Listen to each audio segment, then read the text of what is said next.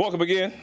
I'm excited for a new opportunity, right? So it's week 3 with a quality opponent, getting an opportunity to travel out to Seattle and a team that I'm familiar with for being out in L.A.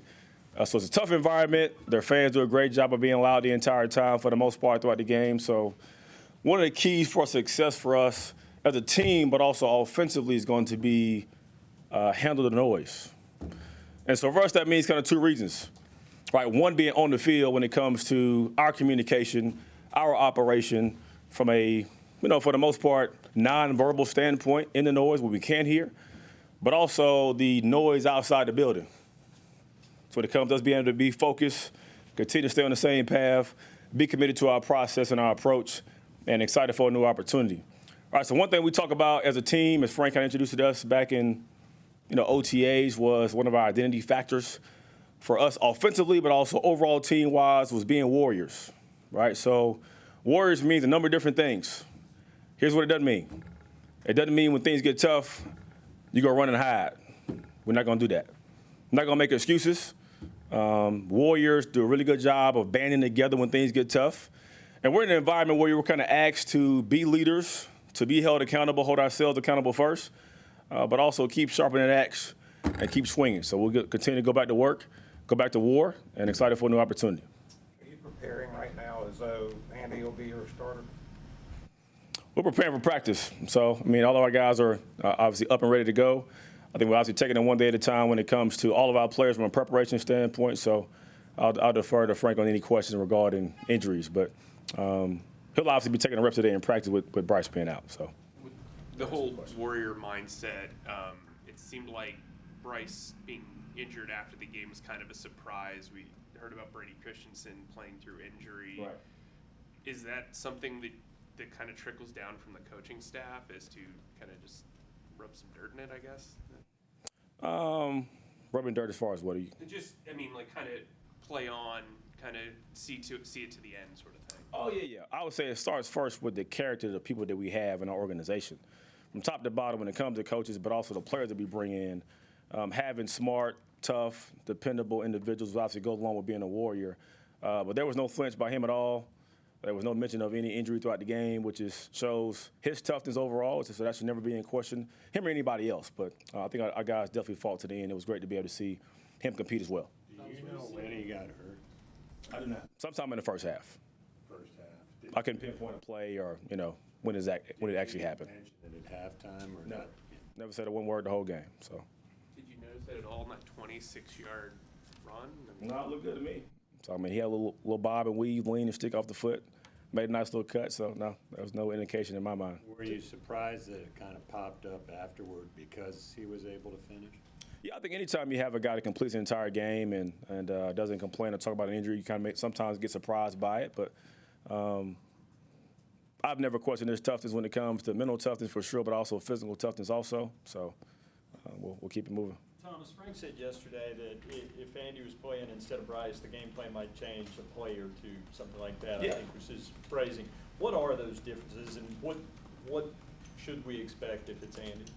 Well, I would say the difference would end up being just with him being an experienced quarterback, having a ton of reps. I've been playing his opponent before in the past, maybe giving him some more insight onto what he likes to be called in the game when it comes to some of the drop back pass game, play action pass from that inventory standpoint. But we'll keep the core of our offense together and to continue to keep building and be better with that. And I obviously knew about Andy before coming here, obviously, but he is phenomenal to be around every single day when it comes to his preparation process, like a pro in every aspect, the way he communicates to Bryce, but also in the meeting room. So normally on Wednesdays, Thursdays, Fridays, I'll start out by addressing the entire offense. We'll go into an install that normally takes anywhere from 45 to an hour and a half.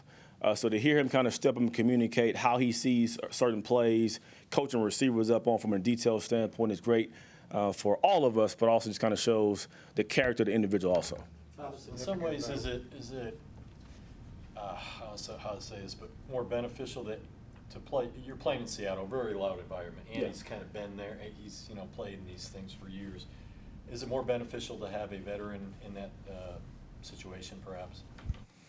I would say yes, so just from the understanding of the unknowns of, like you said, being in an environment before. But I think just all of us overall, it's about the focus on the small details and taking it just one play at a time.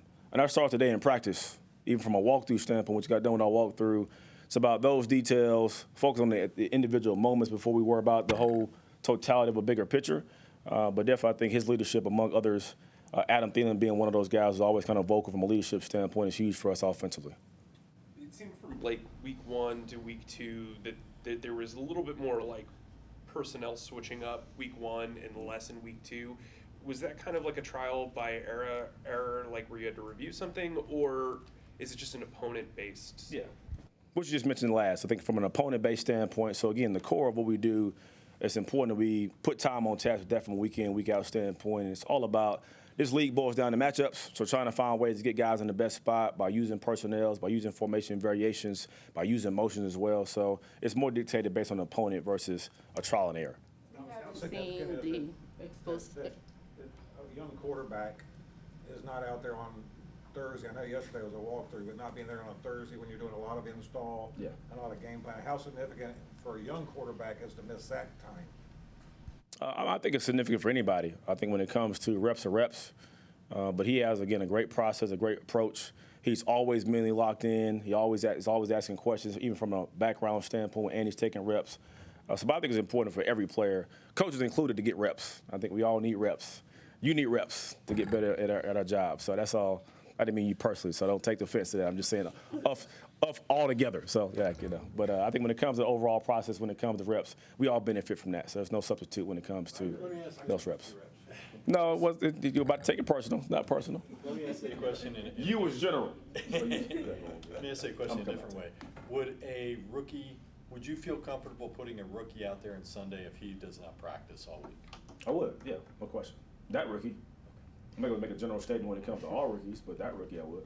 Okay. 1,000%. Explosive plays.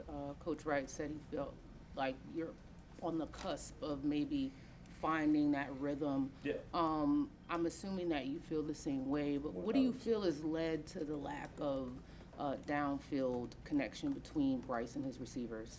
I think there's a couple things. One is just time on task when it comes to getting more live reps, more opportunities from a practice standpoint to connect with different players. As you mentioned before, when it comes to even personnel-driven stuff, who you play opponent-wise can dictate, who can get activated in different ways.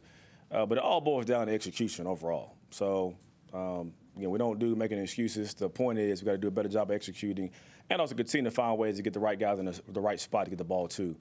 On top of that, what limits explosives is not being efficient offensively. So we talk about what we call G-bot situations. G-bot stands for get back on track. So being efficient is obviously 1st and 10. We're talking about 2nd and 1 to 6. When you get into the 2nd and 7 plus, 8, 9, and 10, it makes it a lot harder to kind of generate explosive plays. So it starts first with staying on schedule from down in, down out. So that means efficient plays, whether it be runs or pass, they create more explosives down the field. For a guy like Bryce, who has seen success on every level, how do you pour into him as a coach so that he doesn't kind of get discouraged if he doesn't have the immediate success that maybe people expected from him? I think it's about providing balance for him. So he is his hardest critic, which is what all great players should acquire to be, is being your hardest critic. But also it's about perception versus reality. And oftentimes in our profession, probably most people's profession, perception becomes reality even when it's not. So that's what I kind of mentioned before when it comes to ignoring the outside noise.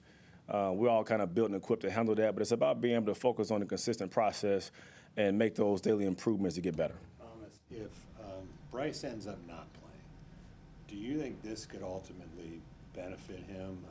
It's a short week. We already talked about the difficulty of playing out there. Is a guy who never really experienced anything but success. Could this benefit him in the long run? That's hard for me to answer that because I try not to go into hypotheticals. So whether that scenario comes up or not, I can't talk to whether or not it will benefit him or not benefit him. I'm just focused on us continue to make improvements and Thursday's practice, which is a big third down day. You guys have talked about, though, that if No, we have no discussion about what's going to be better for him or not. No, we have not talked about that. I'm sorry, in regards to the noise in Seattle, you have experience there, you kind of touched on it at the front end. What worked in the past, what doesn't work in the past, how do you prepare these guys to to handle that? Because that place is always off the charts loud. Well, one is come and play. I mean, they're a tough group. Pete Carroll's done a great job of getting those guys ready to roll. They are simplistic at times when it comes to what they do defensively, which is a benefit for them as far as the communication goes of getting lined up, of playing with tempo, and knowing when everybody aligns when it comes to their, whether it be gap integrity, fit-wise, or coverage responsibilities on the secondary. So it starts with that first. I think us doing a really good job of, as I mentioned this last week, of the TNT we talked about, the stuff that takes no talent, we have to major in that. So alignment, assignment, technique. I think our finish was never in question, but those other details need to be better when it comes to that. A few more. You know, the speed of the game, Bryce always says the speed of the game has not really impacted him, but do you think it maybe he's impacted more than he's willing to admit? I don't think so. Again, I think he's a very genuine, honest person. At least I think you guys can attest to that from your time around him. But what I will say, just from experience of where he's been, who he's played against, and going from being in that league, the SEC I'm talking about, it is not the National Football League, so I'm not making any comparisons at all. So don't confuse what I'm saying. But I think you just see better players or faster players on average. You don't get here and just see somebody you've never seen before who just moves way better and is some giant or some great DB you've never faced before. They're just better across the board on average. So I would agree with what he said as far as the speed of the game not really affected him. Thomas, with the way we saw Andy play last week, probably going to see him at some point, whether Bryce plays or not. Correct. I'm just curious, from your standpoint, how does the short yardage quarterback role with Andy kind of fit what he does? I think, one, he's been really good in the past when it comes to short yardage. So we talk about trying to find matchups and put guys in the right spot. It's kind of one situation that kind of comes up when it comes to him. But also from a defensive standpoint, instead of, not saying that we'll never explore like Wildcat at times, it forces the defense to have to play just true rules ball because he can throw the football really well. Obviously playing a true drop back quarterback. So it kind of does a really good job of marrying those two things, his success in the past, but also how we operate overall offensively on short yardage. Thomas, their defense so far has not been very good. 29th in points allowed, 30th in passing, 32nd in third down conversions. I mean, is this a chance for you guys to kind of get right offensively? Well, I think every week is a new week, and this is the National Football League where the best of the best play football. And regardless of what the records are and what stats say, you better show your ass up every week to go play because I don't care what you play an opponent, what they had on record before, what they showed on tape, they're going to come to win. So it's their place. We're traveling across the country to go play them. So our focus is going to be on making sure we take care of ourselves from a team standpoint so we can go show up and play the best we can. When it comes to receivers getting open, is it more about the route running or the scheme of the play? I'm just curious because it seems like there might be times where Bryce has a hard time finding an open guy. I would say it's both. And to kind of add on to that, being in the National Football League, the windows are really small. I mean, every now and then you have some free runners, somebody busts a coverage, but if guys are playing with great technique, especially from a DB standpoint, if they're playing, whether it be press man or they're in a zoning look, a 3-deep zone look, but pressing on the outside, there's not going to be much separation. So it's more about the timing, anticipation, the operation overall for us offensively to kind of get better when it comes to guys being open. But, that's what comes to the territory about playing receiver in the NFL. What have you seen from Seattle's DBs when it comes to just what you were mentioning as far as physicality and getting bumped off the route and those small windows of opportunity?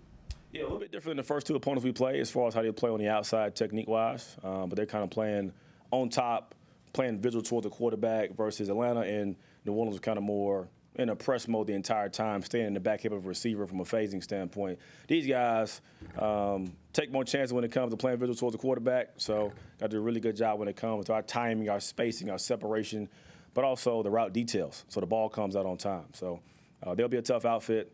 Did a really good job from a safety standpoint. Quandre's been one of the best that I've played against when it comes to being instinctive, communicating, playing across the field. And obviously, if Jamal does play as well, he has his own issues he brings to the table when it comes to how he's activated for them defensively. Are you guys getting Jake Luton ready to play also? We're getting everybody ready to play. Including Jake Luton? Yeah. So everybody on our roster gets reps, whether it be look squad reps, whether it be actually with the offense or defense. So we're all in the same meetings, all getting coached the same way.